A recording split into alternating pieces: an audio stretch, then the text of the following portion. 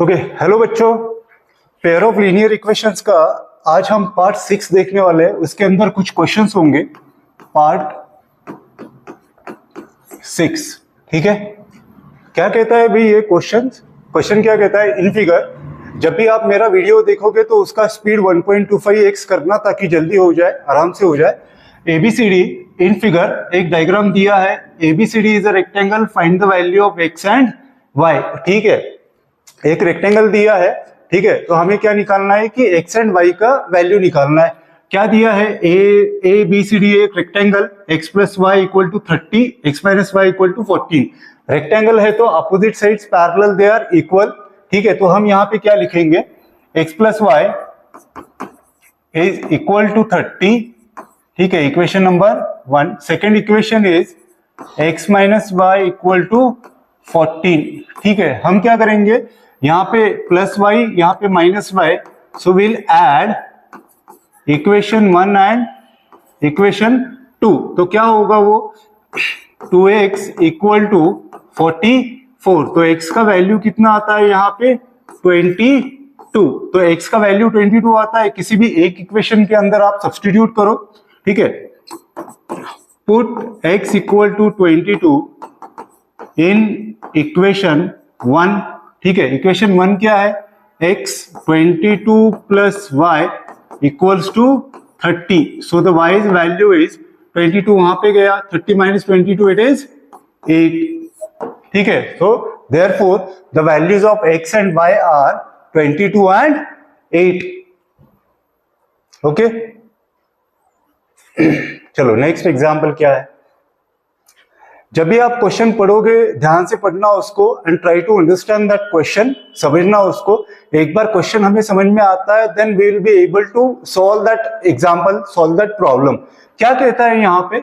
The incomes of 2 person A and B, ठीक है। मेरे 2 पर्सन है, ए और बी, ठीक है। द इनकम दिया है इन दोनों का, ठीक है। आर इन द रेशियो 8:7, ठीक है। इनकम दिया है, इनकम कितना है ए और बी का, उनका रेशियो 8:7।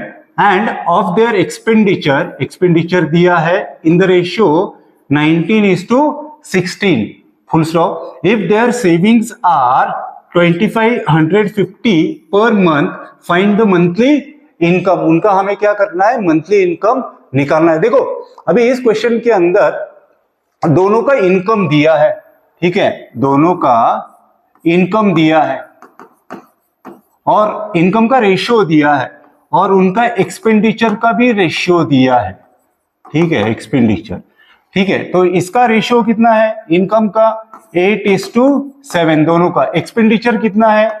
19:16। और फिर इनका ये हो गया मंथली, उनका सेविंग कितना होता है? 2550। तो हमें क्या निकालना है? मंथली इनकम निकालना है, ठीक है। अगर मैं इनकम को अगर x I'll कंसिडर और एक्सपेंडिचर का I'll टेक y, तो इनकम ऑफ पर्सन A कितना होगा? 8x और इनकम ऑफ पर्सन B, ठीक है, कितना होगा? दैट इज 7x, ठीक है। फिर इनका एक्सपेंडिचर ऑफ पर्सन ए कितना होगा? 19y and expenditure of person B कितना होगा? 16y, ठीक है। इनकम है, एक्सपेंडिचर है, इनकम आ रहा है, उसमें से कुछ एक्सपेंडिचर हो रहा है, तो जो भी डिफरेंस आता है वो मेरा सेविंग होता है। तो दोनों पर्संस का सेविंग कितना आ रहा है? ये 2550 पर मंथ। तो हम इक्वेशंस कैसे फॉर्म करेंगे? देखो इनकम माइनस एक्सपेंडिचर, पहला first equation 8x minus 19y equal to monthly expenditure कितना, सॉरी सेविंग कितना हो रहा है? 2550, equation number 1। Second person B का इनकम कितना है? 7x, एक्सपेंडिचर कितना हो रहा है इसका? 16y, मंथली सेविंग्स कितना होता है 2550 इक्वेशन नंबर 2। मेरे पास दो इक्वेशंस मिल जाता है, इन दोनों इक्वेशंस को आप क्या करो, सब्स्टिट्यूशन मेथड अप्लाई करो या एलिमिनेशन मेथड अप्लाई करो and you can solve these equations. तो मैं डायरेक्टली लिखता हूं, है ना, by solving these equations, by solving equations तो x का वैल्यू क्या आता है यहां पे, इट इज 1530 एंड y का वैल्यू कितना आता है यहां पे 510। Now this is the income expenditure, ये x एंड y का है। When we put this in equation हमें अपना सेविंग्स मिल जाता है। तो like this we can solve these kind of example. क्या पूछा है उन्होंने, फाइंड देयर मंथली इनकम। ठीक है, एक्स एंड वाई का तो ये निकला, तो मंथली इनकम कितना है पर्सन ए का, therefore monthly income of person A कितना है 8x, 8 इंटू, ठीक है, x का वैल्यू क्या निकला 1530, ठीक है, कितना आता है वो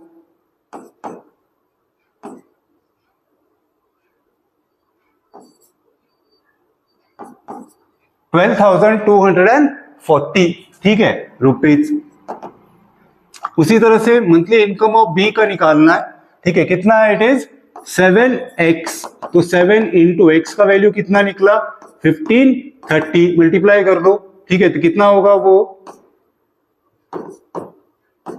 10,710 rupees. So these are the monthly income of person A and person B.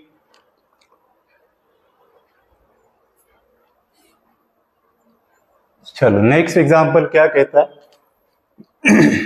क्या कहता है नेक्स्ट एग्जांपल, ओके, ज्योमेट्री से रिलेटेड है।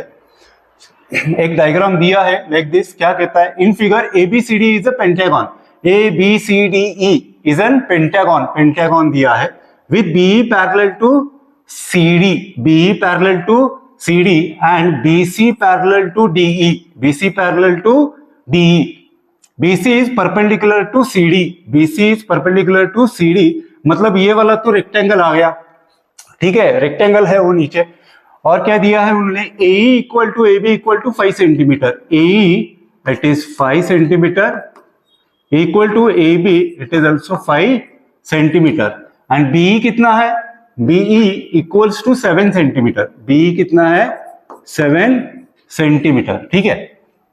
BC कितना दिया है, it is x minus y, और CD it is x plus y, ठीक है। If the perimeter of ABCDE, perimeter पूरे पेंटागन का उन्होंने पेरीमीटर दिया है, that is 27 centimetre. Find the value of x and y given that x y is not equal to 0। तो चलो मैंने वैल्यूज तो वहां पे पुट कर दिया, मुझे क्या निकालना है, x एंड y का वैल्यूज निकालना है।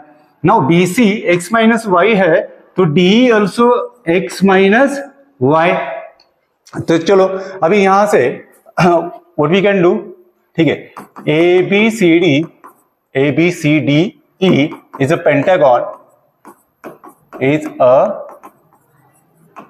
पेंटागन, ठीक है। अभी इससे समझ में क्या आता है, देखो BE पैरेलल टू CD और ये एक रेक्टेंगल है, इसका मतलब x प्लस वाई का वैल्यू कितना आता है, it is 7, so x plus y equal to 7, equation number 1 form हुआ, ठीक है। अभी अगर x एंड y का वैल्यू निकालना है तो हमें और एक linear equation in two variable चाहिए, तो उसको कैसे फॉर्म करना है, क्या करेंगे, x माइनस वाई, इसको भी इक्वेट नहीं कर सकते। क्या दिया है उन्होंने, पूरे ABCDE का पेरीमीटर दिया है, that is 27 centimetre. So what we can do, we can calculate the perimeter of ABCDE, pentagon का पूरा हम पेरीमीटर निकालेंगे। Therefore perimeter of ABCDE equal to कितना दिया है उन्होंने 27 सेंटीमीटर। पेरीमीटर मतलब क्या होता है? Sum of all sides of this diagram, sum of all sides of pentagon, that is AB plus BC plus CD plus DE plus AE equal to 27। Values put कर दो यहाँ पे। AB कितना है? It is 5। BC कितना है? x minus Y. CD कितना है वहां पे? x plus y. ठीक है। DE कितना है? Again it is x minus y, because these are the opposite sides, both are equal. ठीक है। एंड AE कितना है? AE कितना है? It is 5, so it is equal to 27। अभी यहाँ पे क्या होता है? अब तो चलो यहाँ पे ये minus y plus y cancel. ठीक है। 5 प्लस 5 मतलब इट इज 10। ठीक है। x प्लस x मतलब 3x माइनस y, ये बचता है यहाँ पे। और 5 प्लस 5 इट इज 10, 10 RHS में गया, 27 minus 10 it is equal to 17। So this is my second equation. So from equation 1 and 2 मेरे पास दो इक्वेशन आ गए, फ्रॉम इक्वेशन 1 एंड 2। ठीक है। हम क्या करेंगे अभी? यहाँ पे प्लस वाई, यहाँ पे minus y. What we can do, we can add equation 1 and equation 2। तो क्या आता है वहां पे? x plus y plus 3x minus y equal to 7 plus 17। ठीक है। तो यहाँ पे क्या होता है? Plus y minus y again cancel, it is 4x equal to 24। तो यहाँ पे x का वैल्यू कितना आता है? It is 6। ठीक है। तो x का value we can put in either one of the equation. ठीक है। तो I put in equation number 1, put x equal to 6 in equation 1। ठीक है। तो 6 plus y equal to 7, therefore y equal to 7 minus 6 it is 1. So like this we can calculate or we can find the value of x and y. Okay, read करो। ठीक है। और अगर videos अगर आपको हेल्प कर रहा है तो बेटे यू सब्सक्राइब करो, शेयर करो। अगर हेल्प कर रहा है तो you can make it like.